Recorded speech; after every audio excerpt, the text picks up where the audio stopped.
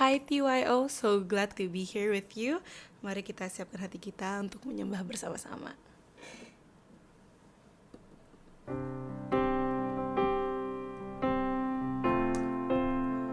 We thank you, Jesus.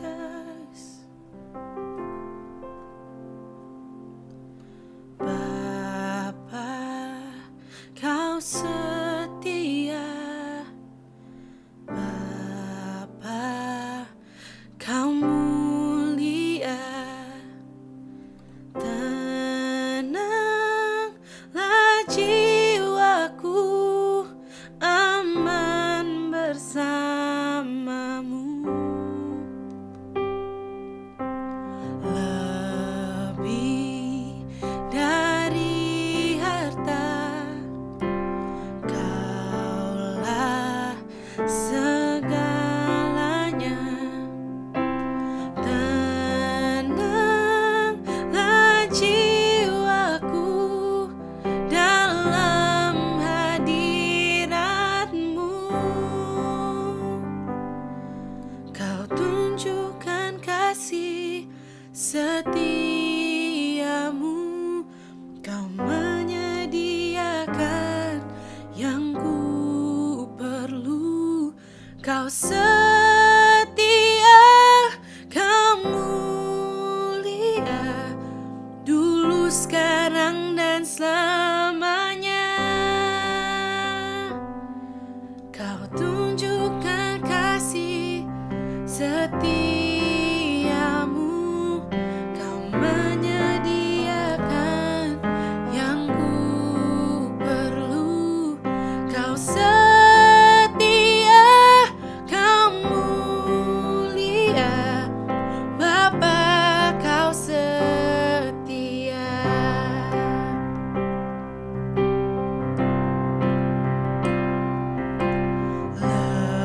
Lebih dari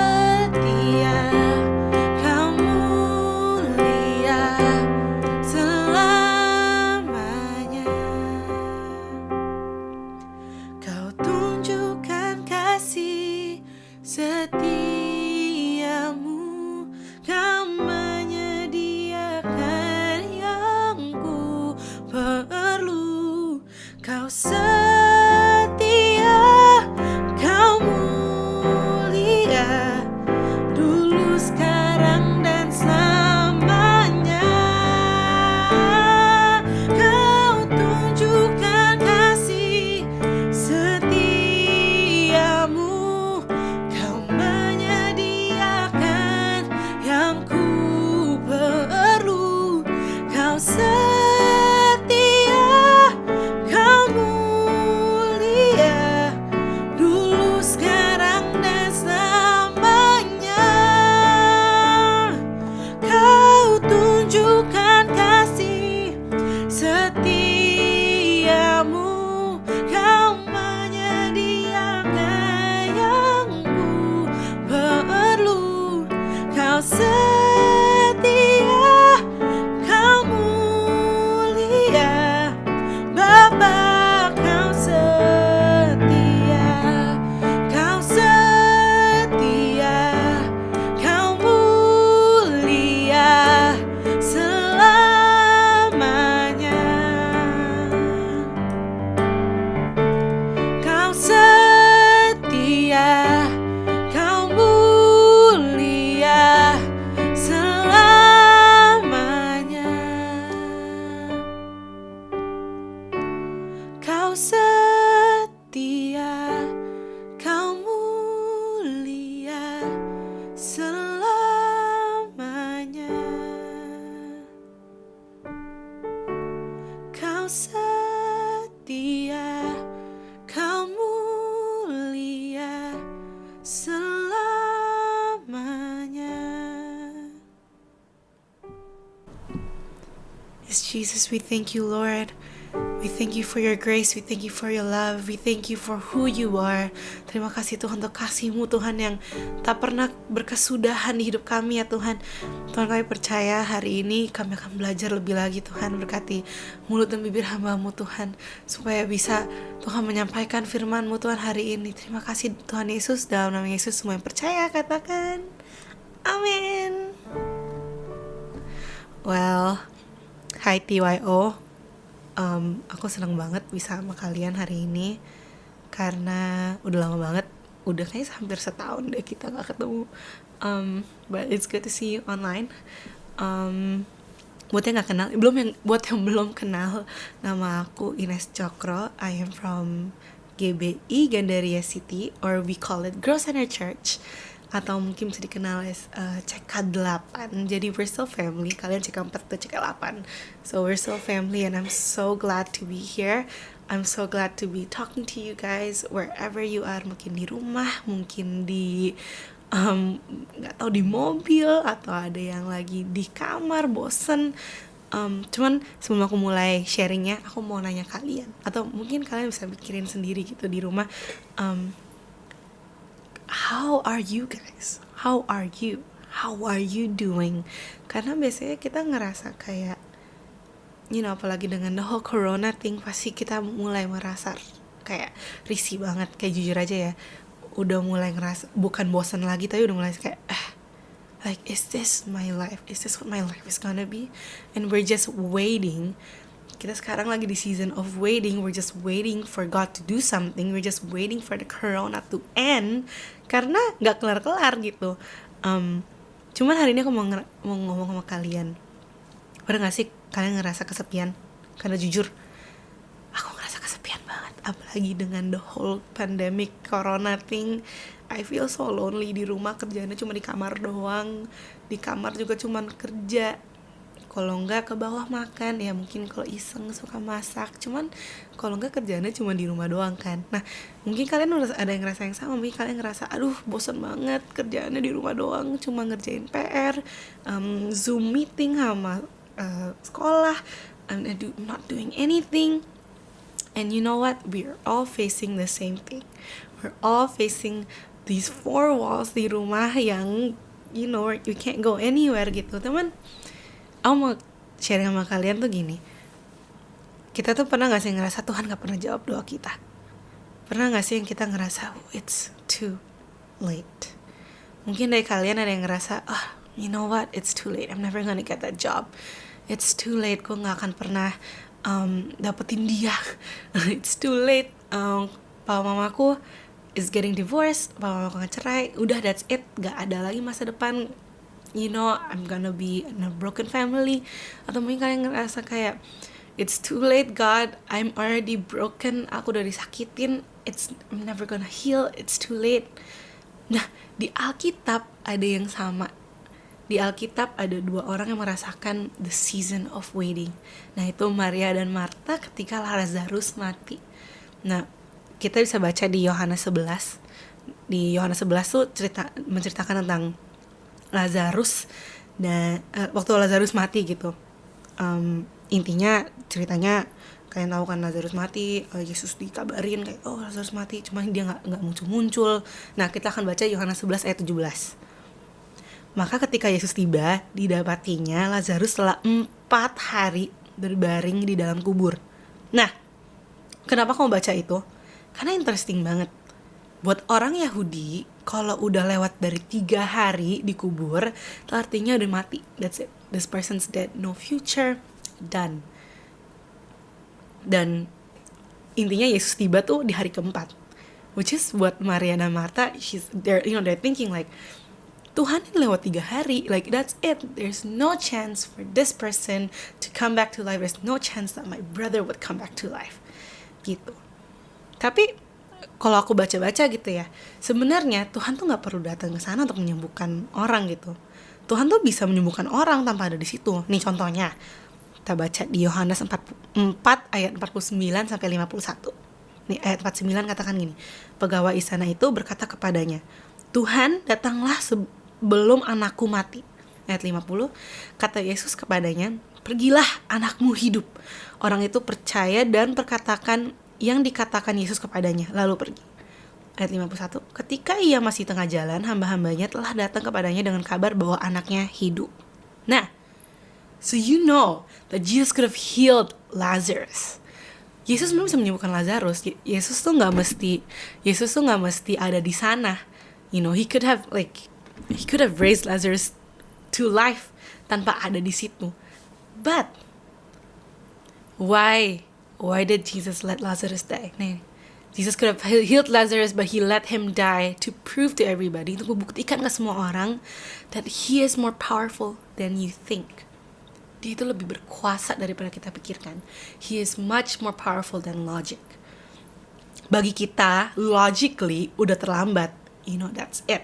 Mungkin kalian mikir kayak gini, masa depanku udah kelar, Kak Ines, orang tua aku akan divorce, Kak, aku gak bisa dapat pekerjaan, aku gak bisa bayar apa-apa, Kak, aku udah gak ada pengharapan lagi, that's it, like I'm done, I can't go to this school, nilaiku jeblok banget, Kak, ini dengan pandemik aku gak bisa masuk kuliah yang aku mau, Kak, ini pandemik orang tua aku gak bisa dapat pendapatan, aku gak bisa masuk kuliah. We might think it's the end, we might think udah terlambat, we might think udah nggak ada, ini udah nggak ada pengharapan, it's dead God, it's dead.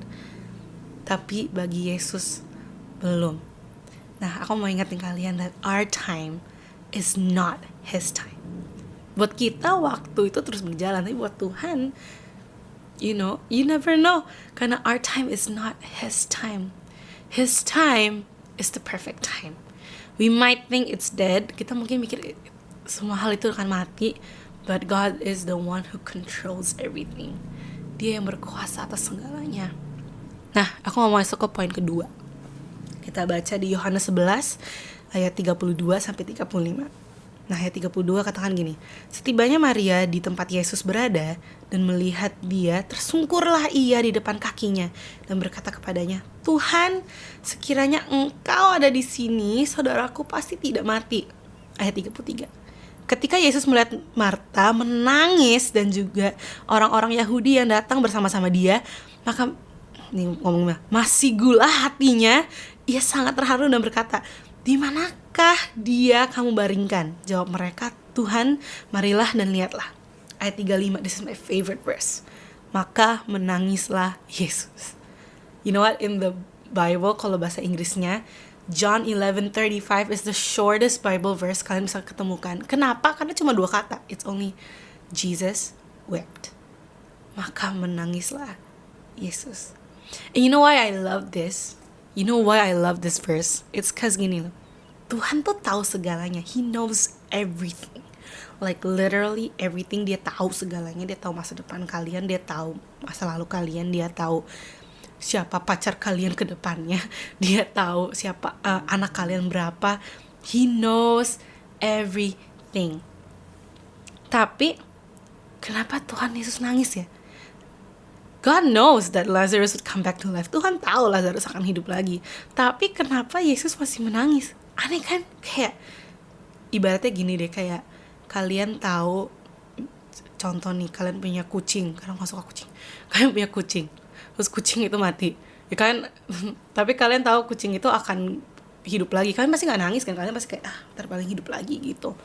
Nah, Tuhan tuh kayak gitu. God knows that Lazarus would come back to life. Kenapa masih nangis? Even though dia tahu kalau Lazarus tuh akan kembali lagi. And you know why he cries? It's because he feels our pain and our emotions. Tuhan itu bisa ngerasain kepedihan kita, kesedihan kita. Tuhan bisa ngerasain kesendirian kita. Tuhan bisa ngerasain rasanya yang kita ngerasa mungkin we're hurt by a past event. Mungkin kita disakiti oleh orang tua kita. Mungkin orang tua kita have problems and you know that hurts you. Atau mungkin kalian pernah disakiti oleh teman kalian dulu, pernah dibully and you know it hurts. I want to tell you that God feels your pain. Jesus feels your pain. And He's the one with us. Dia yang ada bersama kita di saat orang lain gak tahu kita lagi nangis di kasur, di kamar kita sendirian, malam-malam kita nangis sendiri. Tuhan yang tahu. God's there with you. God's there beside you. He's the one comforting you. Even though dia tahu kita akan pulih, dia tahu He's gonna heal us. He was still there. He's still there crying with us. Dia merasakan kesedihan kita. Dia tahu betapa hancurnya hati kita. Tapi mungkin kita ngerasa gini deh, kayak we may feel like God is too mighty. Tuhan tuh terlalu berkuasa, terlalu powerful, that He must not care about our feelings. Pasti Dia gak peduliin perasaan kita lah. Kayak gak mungkin deh, masa Tuhan sehebat itu mikirin perasaan gue? Masa Tuhan sehebat itu mikirin gue sakit hati atau enggak? But He does. He feels your pain. He feels our pain. Dia ngerasain waktu kalian sendirian di kamar nangis, atau dia ngerasain kepedihannya waktu kalian ngelihat orang tua kalian berantem. He feels your pain. Dan yang ketiga, yang terakhir, di Yohanes 11 ayat 38-44. Ayat 38 katakan gini, maka masih gelap pula hati Yesus, lalu Ia pergi ke kubur itu. Kubur itu adalah sebuah gua yang ditutup dengan batu. Ayat 39, kata Yesus, angkat batu itu. Marta, saudara orang yang meninggal itu, berkata kepadanya, Tuhan, ia sudah berbau sebab sudah 4 hari ia mati. Alright. Ayat 40, jawab Yesus, bukankah sudah kukatakan kepadamu, jikalau engkau percaya, engkau akan melihat kemuliaan Allah? Maka mereka mengangkat batu itu, lalu Yesus menengadah ke atas dan berkata, Bapa, aku mengucap syukur kepadamu karena engkau telah mendengarkan aku. Ayat 42, aku tahu bahwa engkau selalu mendengarkan aku, tapi oleh karena orang banyak yang berdiri di sini mengelilingi aku mengatakannya, supaya mereka percaya bahwa engkaulah yang telah mengutus aku. Ayat 43, dan sesudah berkata demikian, berserulah ia dengan suara keras, Lazarus, marilah keluar. Ayat 44, orang yang telah mati itu datang keluar, kaki dan tangannya masih terikat dengan kain kapan, dan mukanya tertutup dengan kain peluh. Kata Yesus kepada mereka, bukalah kain-kain itu dan biarkan ia pergi. See, what I want to tell you guys is this. Kadang Tuhan membiarkan hal-hal mati karena He wants to prove to the world. He wants to show the world that there is still God. That God is still powerful. Through our pain, through the deaths of the things we love, God can show His power through His miracles. Tapi mungkin kita ngerasa kayak udah gak ada harapan. Sekarang nih kita ngerasa udah gak ada harapan. Kayak, well, you know, that's a one time chance. Kayak itu cuma Lazarus doang di Alkitab. only happens to Maria dan Martha, it's never gonna happen to me gitu. Cuman aku mau share sama kalian gini, that our pain could be our story. Sama kayak di Alkitab gitu, Tuhan bisa membuat kepedihan kita menjadi cerita orang lain. Contoh, di Alkitab ada wanita yang pendarahan 12 tahun. Can you imagine how long she waited? 12 years. She waited 12 years for a miracle. 12 tahun dia menunggu untuk sebuah mujizat, and she got it. Dan melalui mujizat itu dia menjadi sebuah kesaksian. Sampai hari ini pun cerita dia masih diceritakan ke orang-orang. And then cerita lagi wanita Samaria yang di sumur. Wanita Samaria yang diminta air sama Tuhan Yesus. Can you imagine, Tuhan Yesus tuh tahu dia punya 5 pria lain selain cowoknya, selain suaminya. Dan can you imagine, like, itu kan malu banget ya, kayak itu hal yang udah mau diumpet-umpetin. Tapi through the pain she gone through, dia bisa menjadi sebuah kesaksian. Dia bisa kasih tahu orang-orang, hey, there's this guy who knows my pain. And like, that's amazing, and he is God. Dan yang terakhir is Jesus. Melalui painnya Jesus, kita bisa hidup sampai sekarang. You know what? His pain is our story. Your pain can turn to your story. Your life story can turn into a testimony. Cerita hidup kalian bisa menjadi kesaksian hidup kalian. Tapi before that, I just want to remind you guys, yang step nomor 1, ingat that our time is not his time. Bahwa we can plan everything, but eventually in the end, his time is the perfect time. Yang kedua, just remember, he feels our pain. Tuhan ngerasain kepedihan kita, Tuhan ngerasain kesedihan kita, Tuhan ngerasain di saat kita mungkin ngerasa down, kita ngerasa udah gak ada harapan. Tuhan, he feels our pain. Yang terakhir, just remember, kalian mungkin sakit sekarang, but nanti when you guys are healed, kalian bisa lihat ke belakang, kalian bisa lihat, wow, God is good. Yuk, sebelum kita tutup, mari kita nyanyi sekali lagi. And I love the song karena lagu ini menceritakan poin kedua tadi. He feels our pain. Jesus wept. And so let's worship together. He knows my name. He knows my every thought. He sees each tear that falls and hears me when I call. He knows my name. He knows my every thought. He sees each tear that falls and hears me when I call. Sing, he knows my name. He knows my name. He knows my every thought. He sees each tear that falls and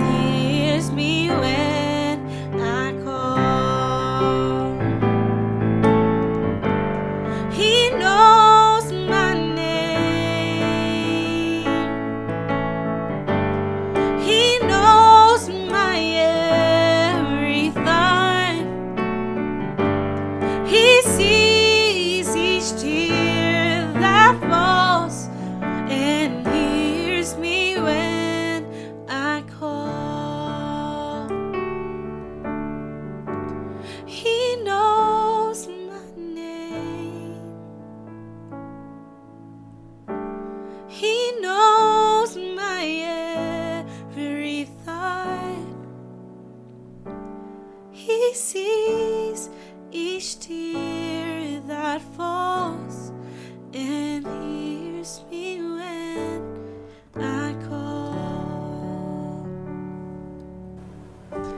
Tuhan Yesus, kami berterima kasih Tuhan for your grace. Tuhan, we're so grateful to have a God like you yang mengerti Tuhan kepedihan kita, yang bisa ngerasain our pain, that you could feel our hurt, you could understand us, Jesus.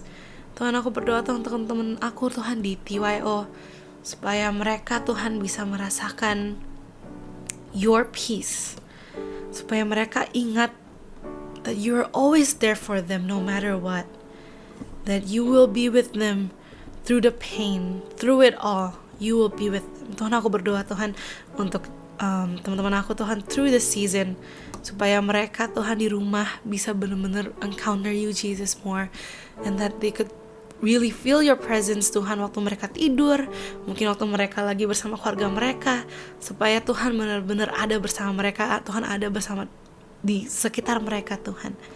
Terima kasih Tuhan Yesus. Semua yang percaya katakan amin. Hey TYO, thank you so much. Hope to see you in person soon. So I love you guys.